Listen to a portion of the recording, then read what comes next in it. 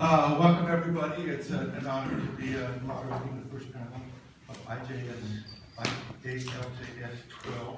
Can you believe we've been doing it for 12 years? Miracles do happen. First session this morning is entitled Investigating the Principles of Undercover Reporting.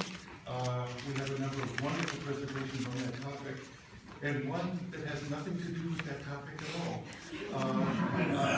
Our dear friend Willa McDonald is currently in Vancouver and won't make it to Halifax until sometime after midnight tonight. She was on the program this morning. Luckily, her dear friend Sue Joseph has a presentation that has nothing whatever to do with undercover reporting, but she was kind enough to volunteer to switch to this panel, and she will take Willa's place on the program. The presentation today, there are four. Liliana Chávez-Díaz from the University of Cambridge, UK, will present a presentation that's titled Local Conversations in Globalized Times, the Metajournalism of Juan, Villoro, and Martín Caparrós. Jacqueline Marino from Kent State, U.S.A. Her presentation is entitled Prison Guard Journalists and the Evolution of Investigative Literary Journalism Behind Bars. Sue Joseph's presentation is Sue Joseph, University of Sydney, Australia, is entitled Quarterly Essay, Discursive Practice, a Case Study. And Todd Schack of Ithaca College, U.S.A., entitled Literary Journalism Goes Undercover and Discovers Its Roots. What we'll do is we'll go in the order of the program that I just read, and we'll hold all the questions and comments until afterwards. We will hope that we have at least 10 or 15 minutes at the conclusion. We hope you'll hope to participate. We'd love to have your thoughts. Would you welcome, please, Liliana Chávez-Díaz.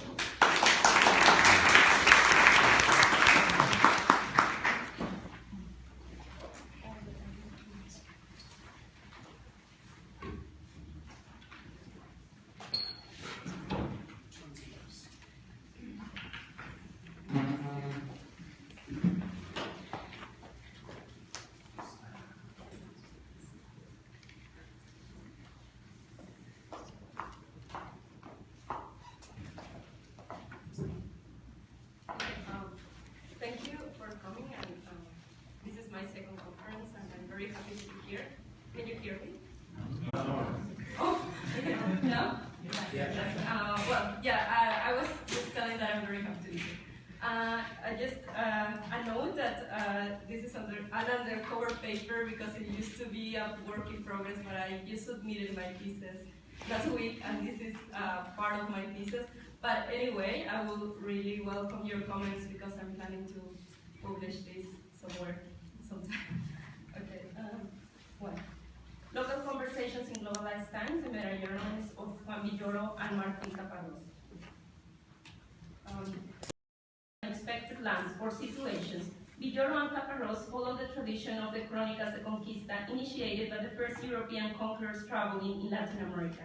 However, I believe that the main difference from the tradition of travel writing in the region is Villoro's and Caparrós' mediatory role, for they travel through their countries or other regions of the developing world as insiders in respect to culture, but as outsiders in social class. This duality makes their self-representation highly problematic, particularly in the encounters with their informants. Based on their physical and intellectual experience of approaching others in globalized times, they create not only a particular style of point of view, closer to postmodern aesthetics and to conventional journalists, but they also raise questions of ethics and communications. Therefore, both authors deal with what Thea Pittman has identified as a trend towards a type of post-colonial travel writing in Latin American literature since the late 1990s. Una Luna and El Miedo cannot be read as traditional crónicas or literary journalism, but as a broader type of documentary narrative. In their aim to give meaning to a personal and collective experience, they use a variety of testimonial-based narratives, for example, diaries, letters, electronic messages, press articles, or interviews, intersected by fictional modes such as poems or novels. This book seems to propose that traditional methods of documented reality are no longer enough to narrate the experiences of a globalized citizen moving through chaotic times and space. Neither book was not originally conceived as a literary journalistic project. The life stories or profiles of young migrants included in Una Luna were published 1 year before in a shortened edition of United Nations report. As you can see, this is the cover of the report. Caparrós doesn't appear as the only author, and he's just part of the many collaborative authors that are part of the project. El Sabor de la Muerte, it was first a section that was originally published in La Nación newspaper from Buenos Aires. And it was later transformed into a book. The newspaper version was published just a week before the 2010 earthquake in Chile, which was experienced by Villoro while he was attending a conference on children's literature. Although Una Luna actually contains crónicas, for Caparrós the book is rather a travel diary, which was never supposed to be a book. I will quote in Spanish, but you can read the very free translation in English. Hasta hoy, hasta ahora, sentado en este bar de Ámsterdam, con tanto frío afuera y adentro leve soledad, no había pensado que esto pudiera desplazarse del libro. Yo solo tenía que armar mis historias sobre jóvenes migrantes, pero desde que salí que estoy tomando notas, porque todavía no aprendí a viajar de otra manera. Lo intento, pero no. Y ahora un cigarrillo fuerte, una cerveza belga, 3 amigos que gritan en la mesa de al lado. Cuando miro las notas que se han ido acumulando, imagino que quizá tengan algún sentido y pienso en publicarlas porque todavía no aprendí a escribir para el silencio. Lo intento, fuertemente lo intento, pero no todavía. The narrator emphasizes the originally private nature of his writing. For him, Una Luna is a product of his travel notes, which were written on the road to freely express his thoughts and feelings while he was working for the UN project. Unlike his travel notes, the UN text had to be precise and impersonal. Written originally as a personal side project, Una Luna then becomes the subversive response of an author who cannot conceal his voice within that of a third-person narrator. It is important, however, to consider Caparrós' decision to configure a self-insert narrator as a business traveler. He depicts himself as a modern globalized traveler flying from one side of the world to another in hours. On the contrary, in El Miedo, Villoro approaches a narrative drawn from personal memory as a self-conscious decision to make public a private and unexpected experience of the fear of death. The narrator here is also a writer traveling because of work, for he is to be a speaker in a conference, writing their testimony freely without the limitations of any institutional report or a newspaper assignment becomes for Caparrós and Villoro a way to escape from reality and at the same time to make sense of it in deeper manner. According to his own account, Caparrós did not conceive Una Luna as a book since it was intended to be a present for the guest of his birthday party and was based on his personal notes made during his travels. Similarly, Villoro configures a narrator who decides to write a book after the earthquake he lived through in Chile only after his hands stopped trembling, as you can see here. ¿Vas a escribir del terremoto?, me preguntó un colega periodista apenas aterricé en el aeropuerto del DF. Cuando me dejen de temblar las manos, contesté. Pasaron unos días antes de que eso fuera posible. En Santiago había tomado algunos apuntes ajenos a todo sentido de la concentración. Villoro's attempt to make sense of his traumatic experience is represented textually by the independent paragraphs. This unconventional fragmentation of the text symbolizes the flow of thoughts that can be registered in a notebook, jumping from one idea to another without a logical transition. Both narrators show a consciousness of the chaotic and non-linear process of writing through a journey in which dramatic experiences are encountered. Registering their accounts is not a way of preserving facts anymore, but a way of trying to understand what is going on. However, the notes based on feelings and thoughts as they apparently appear on the author's mind, a sort of real stream of consciousness, are not transcribed word by word to conform with the format of the book, but are mixed with remembrances. The narrators are aware of the lack of reliability in their approach to reality, as Caparrós demonstrates when he discovers his interpretation of men in Navarre and Ithaca were incorrect. El viajero no sabe una mierda, supone, busca, piensa, afirma y muchas veces sigue suponiendo. Los muchachos del Stanley Bar no tomaban leche, había una chicha, una bebida alcohólica de maíz fermentado que aquí llaman chibuco. Me lo dicen ahora camino al aeropuerto y puedo corregirlo. Pero fue un azar, lo más lógico habría sido no enterarme nunca. ¿Hasta qué punto hay que seguir averiguando, o dicho de otro modo, desde qué punto desconfiar? These reflections on the limits of the observer to interpret other cultures leads the reader to question the unreliable nature of the text itself, and therefore of the documentary narratives as a way of representing reality. Within the fragmented textual structure, digressions and flashbacks are used to relate current experiences with past ones.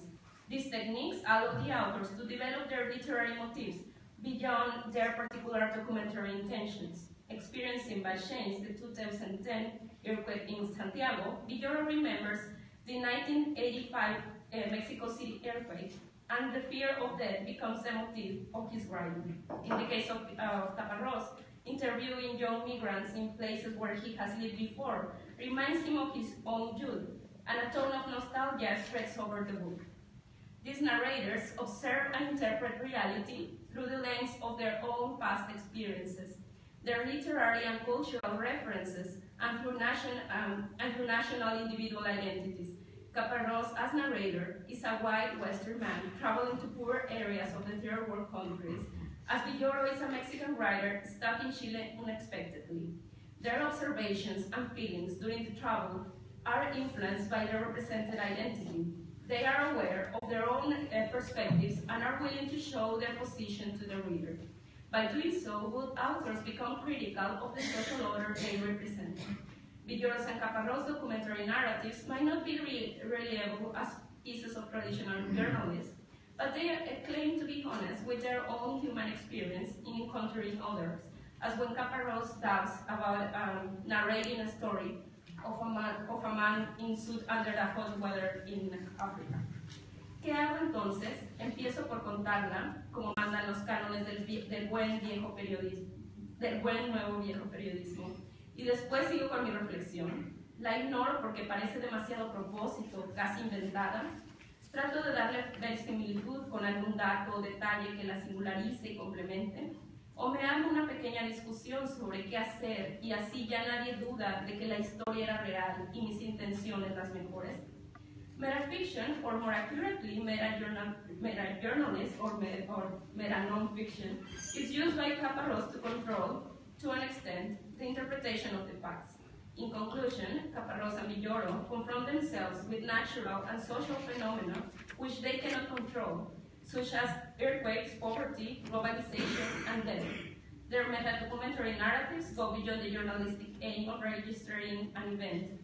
Citizens of a globalized society, Caparrós and Villoro abandon any attempt at control, and their writings show the impossibility of shaping reality into a unified, coherent narrative.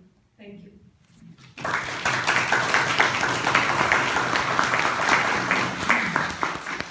Would you welcome, please, Jackie and Marino?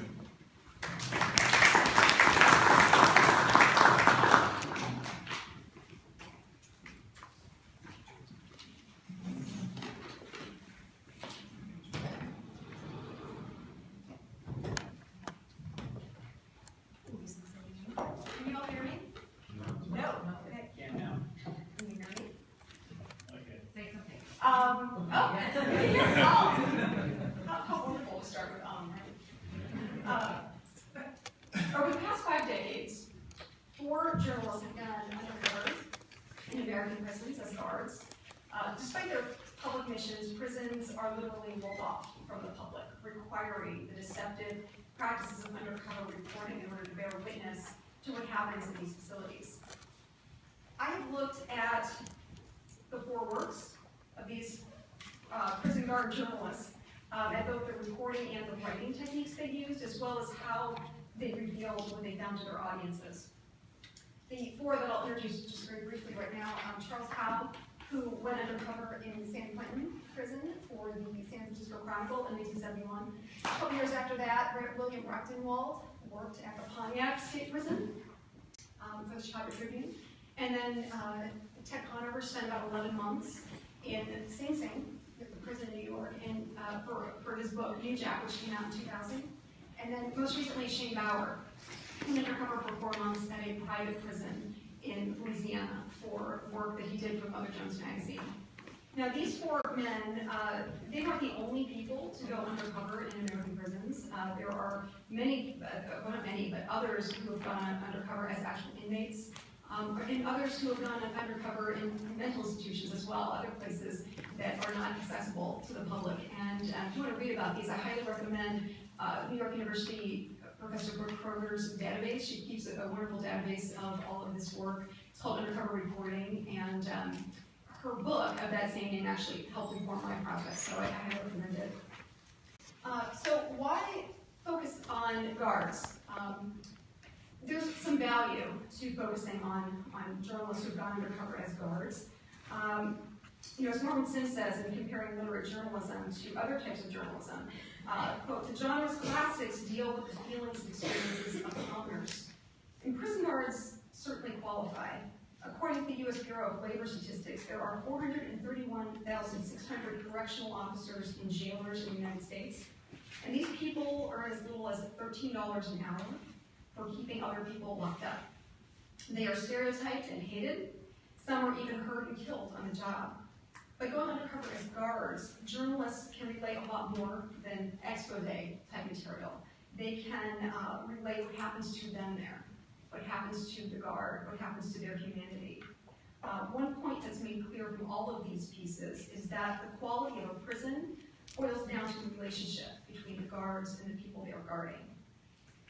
Before Ted Conover went undercover as a guard at Sing Sing, I doubt that any of you would have looked at the other works by prison guard journalists and qualified them as, or said they were literary journalism.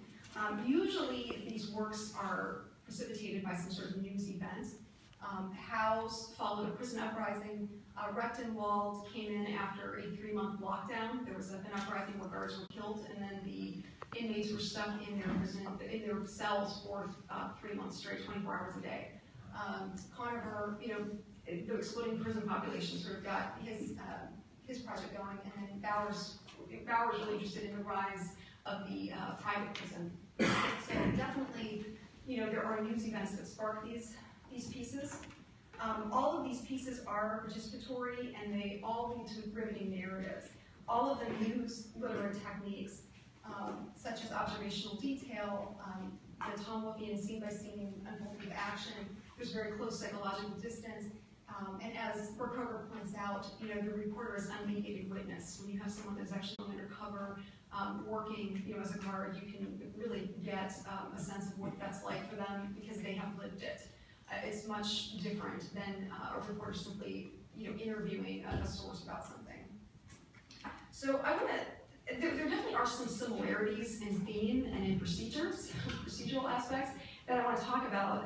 But first, I want to just talk a little bit about each individual piece.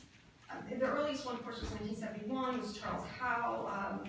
His work, this is an excerpt here. It reads a little bit like a crime novel from the 70s. It's very swift, it moves very quickly. He does rely a lot on dialogue and action. But his insights are pretty sparse. It's pretty much he sort of is a camera, and he's just recording what's happening.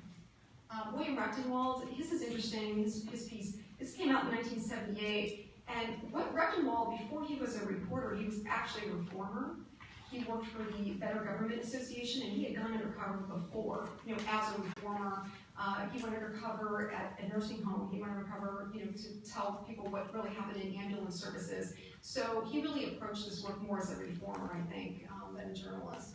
And I would classify what he wrote as more of a report than a story. This is an excerpt, from his work.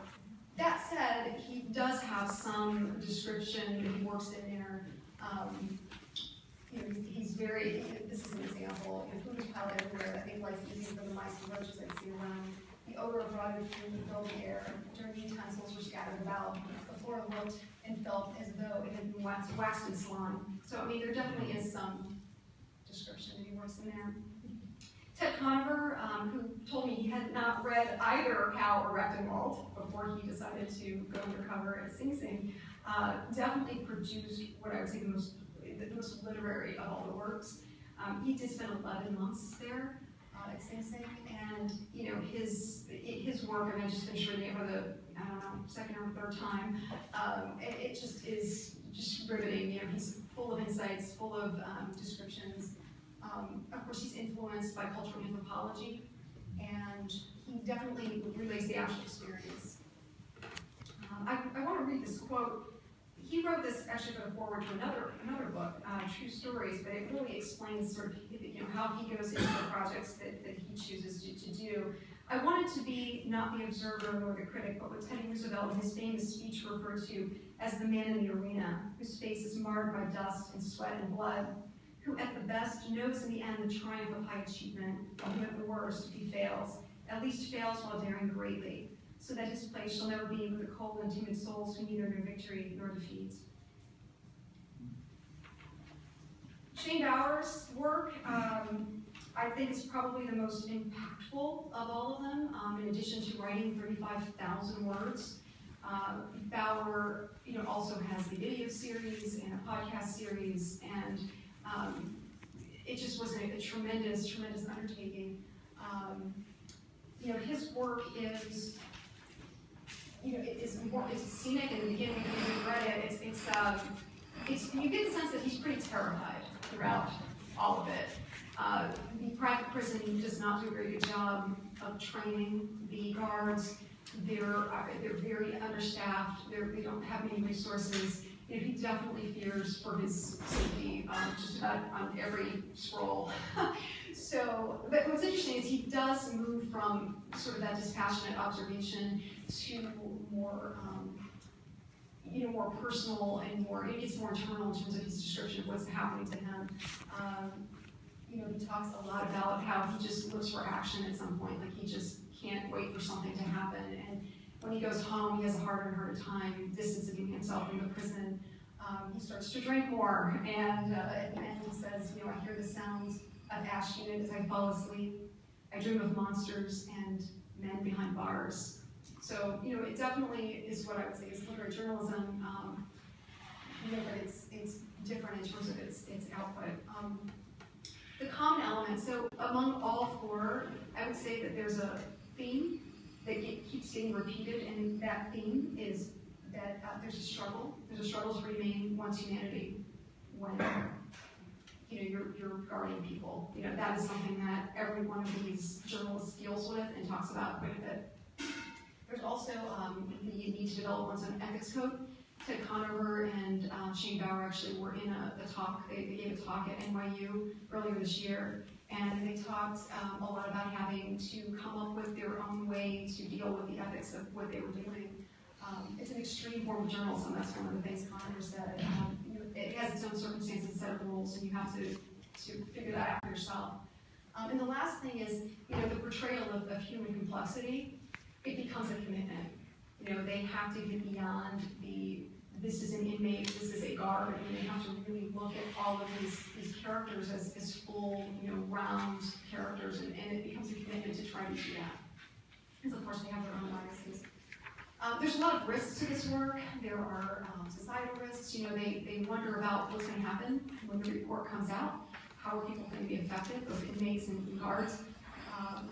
There's a huge personal strain that they take on. They worry about safety. They worry about their own, mental health and family life, and there's professional concerns as well. Whenever you do something like this, it becomes a stunt, and what comes out of it, they hope that people can see the good that comes out of it, and not just that it was something done, for headlines.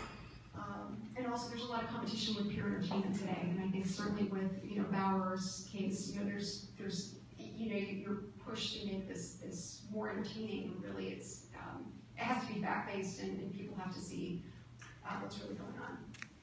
There's always a lot of criticism of undercover reporting. With Mother Jones, for instance, because Mother Jones definitely has a point of view, there was concern that it wouldn't be taken as seriously as it would be if maybe a newspaper had done it, for instance.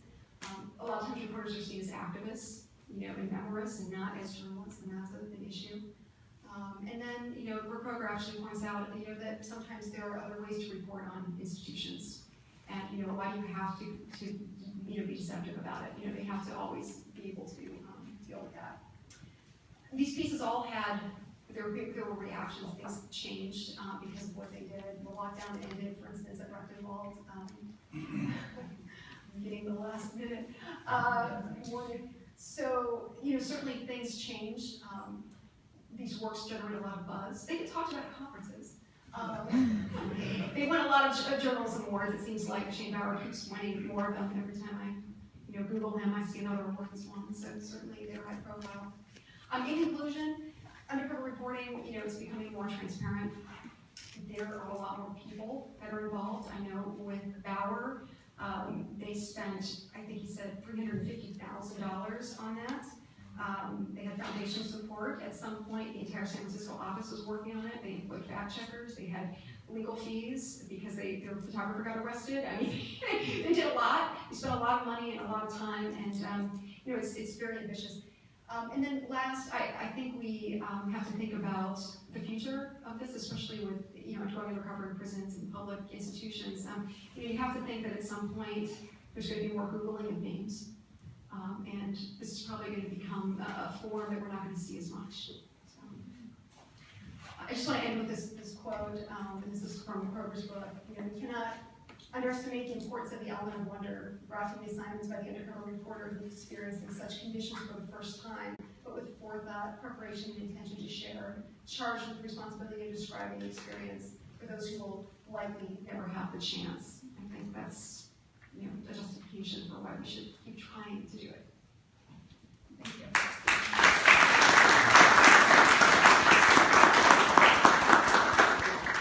Would you welcome, please, Sue Joseph.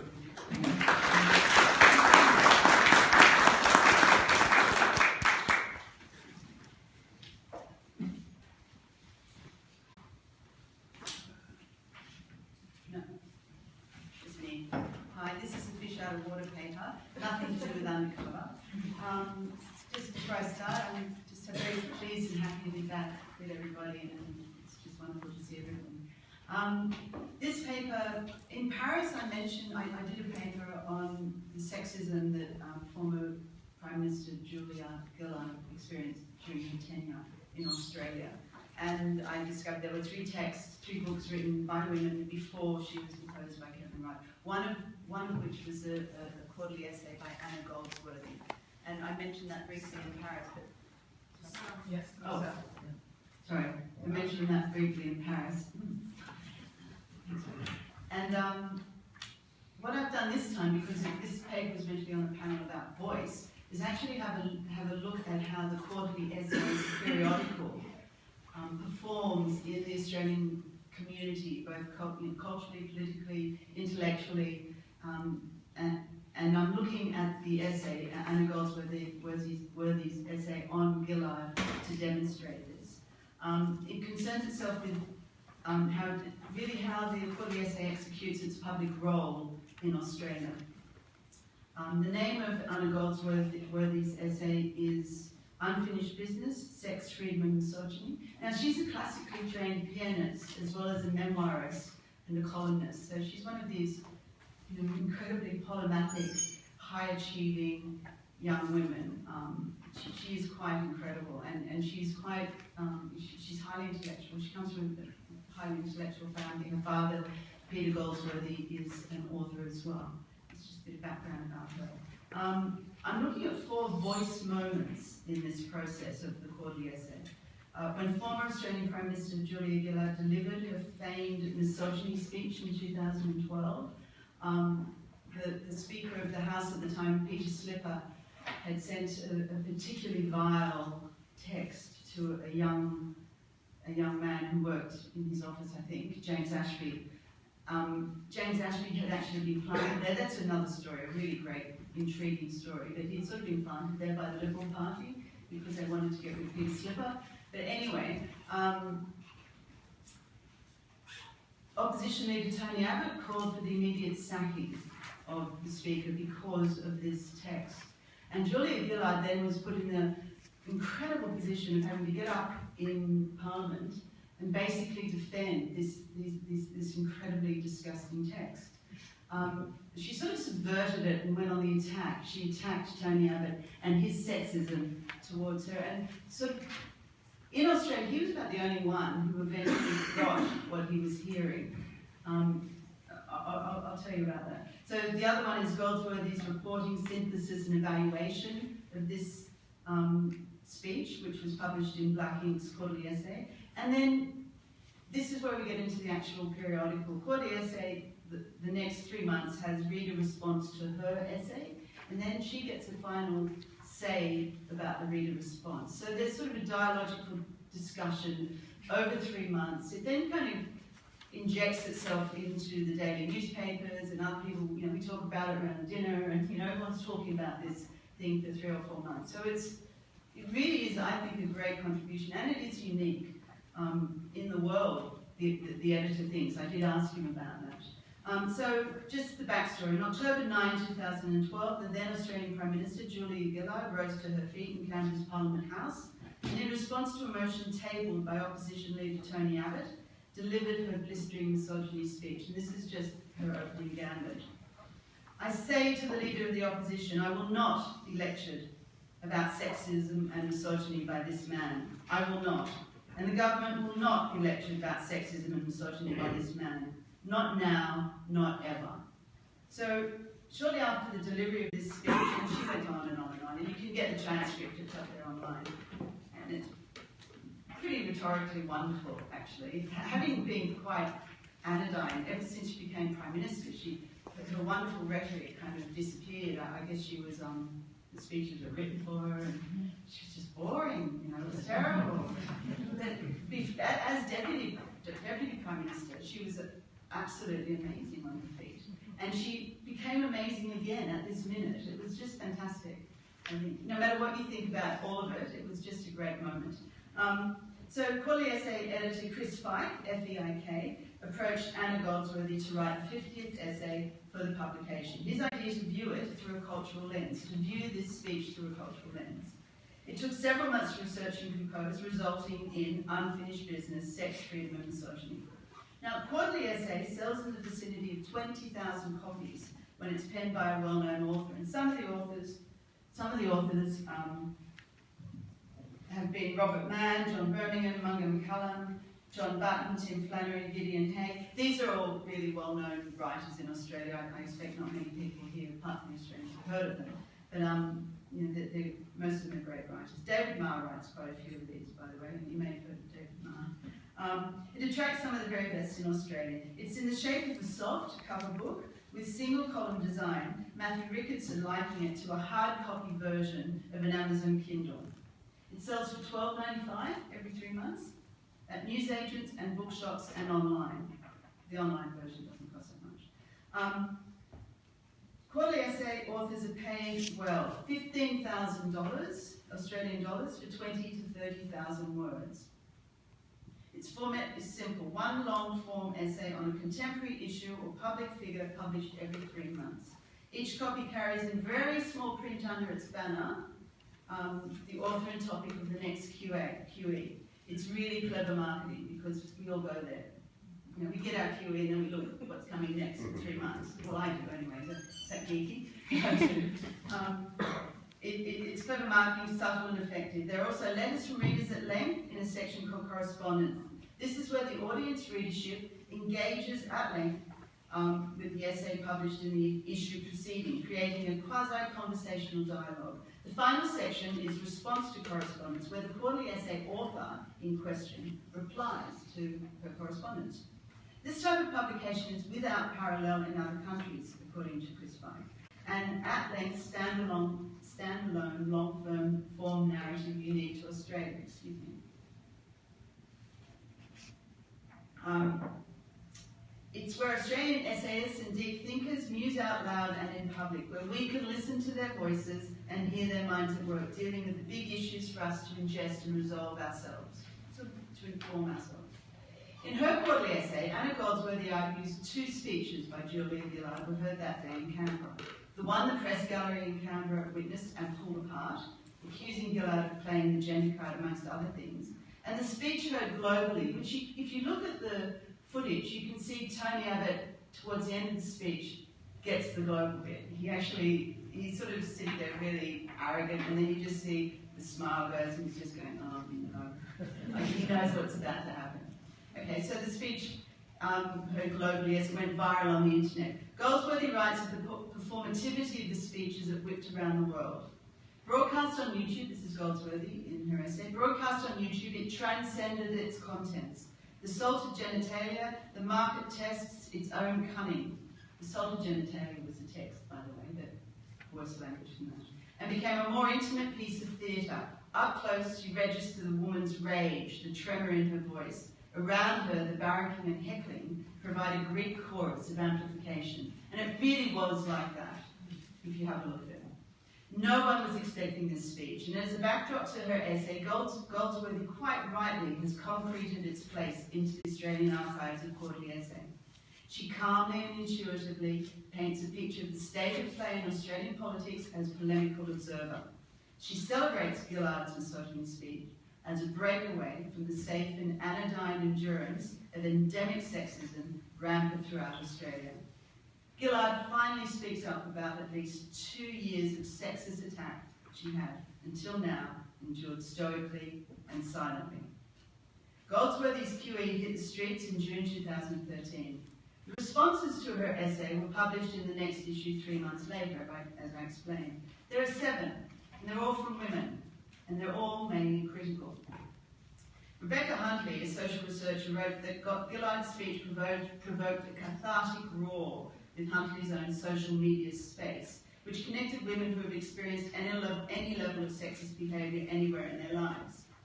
For Huntley, the speech triggered something more like a whisper, regardless it was heard.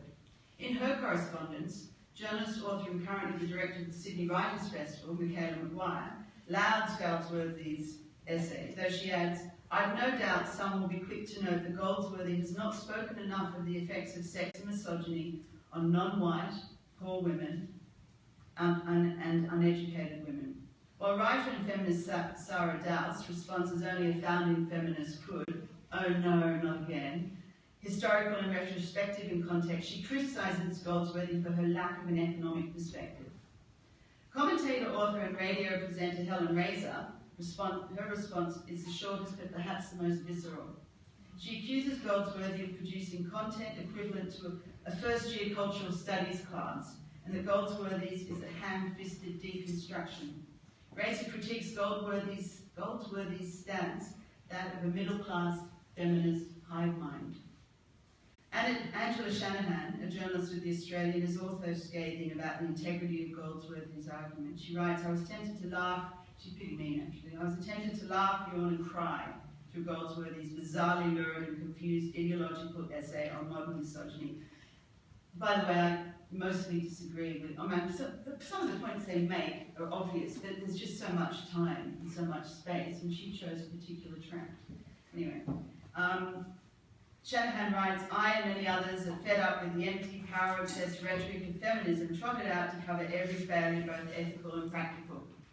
Goldsworthy was surprised by the correspondence she received, and particularly by the strong and direct criticism, which she found worryingly silencing. I interviewed Goldsworthy about this specifically. What I was anticipating was a lot of opposition from, I guess, anti-feminists or supporters of Alan Jones, who's a horrendous radio shock jock in Australia, or entrenched misogynist conservatives who are opposed to everything I said. And that's not really where I got the flack. A lot of it was from feminists who took umbrage at the fact that I'd written about certain difficulties facing women, privileged women in Australia, and I hadn't kind of comprehensively covered the entire woes of women worldwide. Of course, there are huge problems facing women worldwide. Well, it's a great way of silencing the feminist conversation. So I think I was just a bit surprised.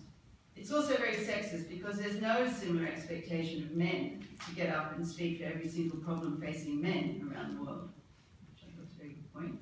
Attempting to write a long-form essay on the state of cultural feminism in Australia is brave, but it shouldn't be.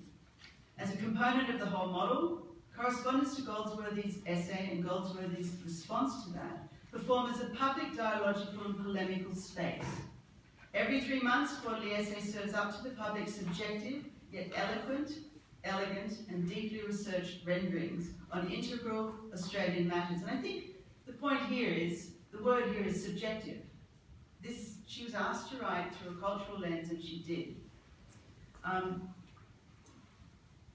Each essay begins an issue-based public conversation, and by including the latter two sections of the periodical, correspondence and response to correspondence, manages to advance the conversation for a significant period of time each year. Accordingly, and as a part of the model, this is then reflected and discussed throughout other media outlets, creating an even further reach into the citizenry. In her response to the correspondence, Goldsworthy signs off, I think, with great dignity. Much remains to be done, as our correspondents have remarked, in areas ranging from education to superannuation to childcare. Cultural change might be a slow tectonic process, but it deserves some attention too. Thank you.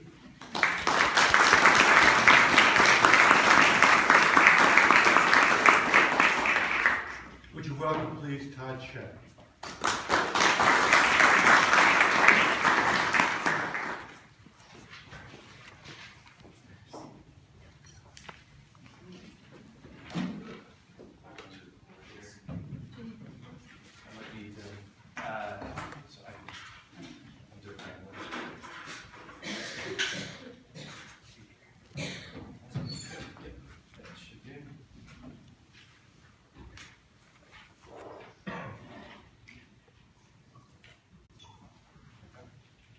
Yep, there we go.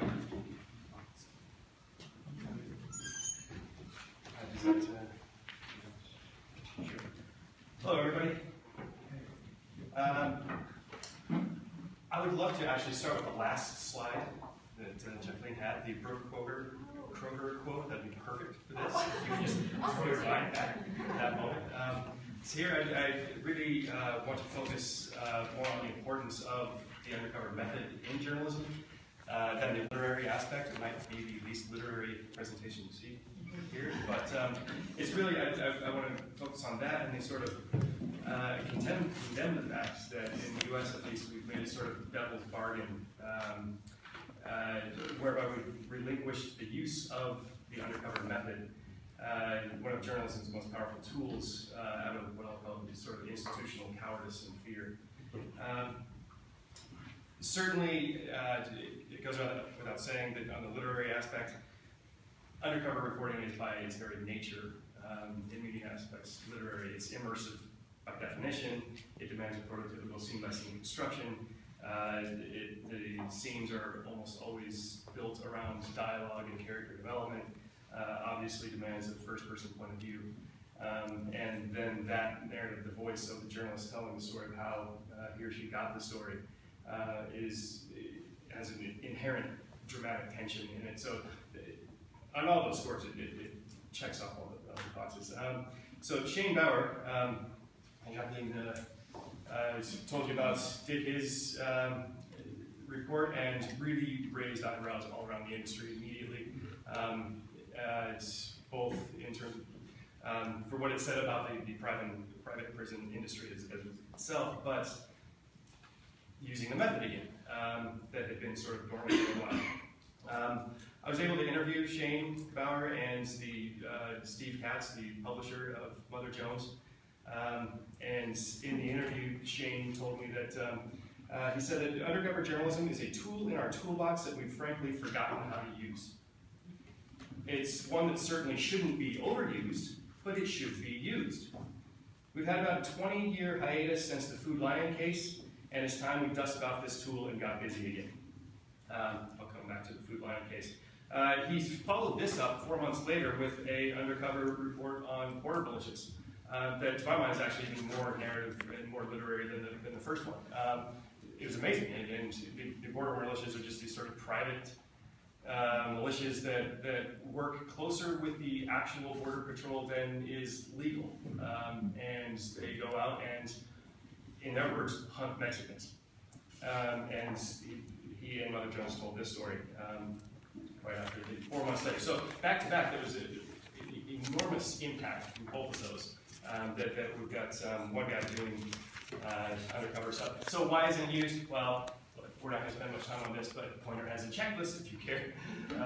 That if you check off all these boxes, and Bob Steele, the ethicist at Pointer, has this and said, this is not a la carte, you have to satisfy all of these if you're going to do undercover. My favorite one is the last one, meaningful deliberation in legal issues. That means bring lawyers to your editorial meeting and ask them what they think. They say never. How about never? Is never good for you? That's their answer. So back to the Food Lion case. This was really the moment that journalism was chilled. ABC did an undercover report on Food Lion, investigating sort of unsafe food practices sent to journalists who falsified their application, got jobs. And when the report went live, the Food Lion sued ABC for fraud. Had nothing to do with First Amendment or defamation or anything, but fraud. And the jury awarded them $5.5 million. That sent the chill through the industry. Now, later, upon appeal, the damages of $5.5 million was reduced to $2. But the damage had been done. Right? In the intervening years, corporations saw that as precedent that they could take advantage of, and they did. So they started a sort of full court press on non-disclosure agreements, non-disparagement clauses, employer protection statutes, in order basically to protect them from journalists trying to do this, and then they could sue them for things that had nothing to do with First Amendment or defamation or others, right? So they were protecting themselves legally at the same time as journalism was seeding this method and basically not practicing it. Claire Jeffrey, the editor of Mother Jones, said that somewhere along the way, employers' legitimate interest in protecting hard-won trade secrets, that's why non-disclosure agreements exist, had turned into an all-purpose tool for shutting down public scrutiny. And that absolutely is the case. Jacqueline mentions the money aspects. In my interview with Steve Katz, he did mention that $350,000 that went into Shane Bauer's piece. They spent over a year with no idea whether or not this story would even bear fruit. Right? Went into it blind. Spent over $350,000 on lawyers' fees, fact-checking, research, all that. So yeah, without deep-pocketed funders, this kind of stuff doesn't get done as well. But then there's also a bit of institutional squeamishness, and that comes also from the Chicago Sun-Times Mirage series. So this was a famous case where, fantastic read by the way, but Chicago Sun-Tribune journalists bought and ran a bar in Chicago. And over the course of several months, as they did that, they had municipal officials, city officials, whatnot, at the bar, and they were able to uncover like the graft and kickbacks and fraud and everything. And then they went and published it, and it was fantastic. But it got nominated for a Pulitzer. It was in the short list for a Pulitzer, but Ben Bradley and Eugene Patterson. So that name might not mean much to the international folks, but these are two icons of American journalism. They teamed up to make sure that the Chicago Sun-Tribune did not win the Pulitzer because of the method, right? So that's what I mean by this sort of institutional squeamishness.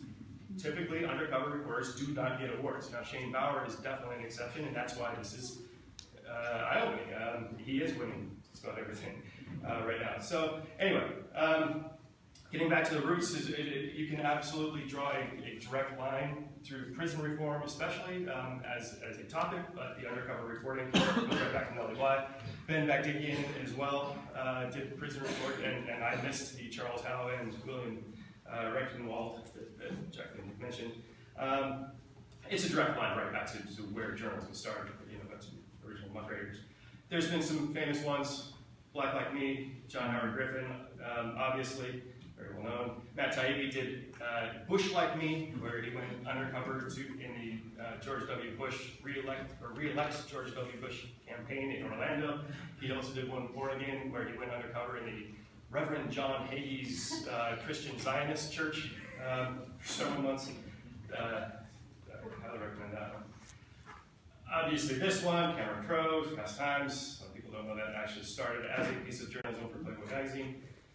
Aaron Wright did this one, see what it's like to live at minimum wage earner. McClellan as well did a sort of investigation at Amazon, what it was like to work for Amazon.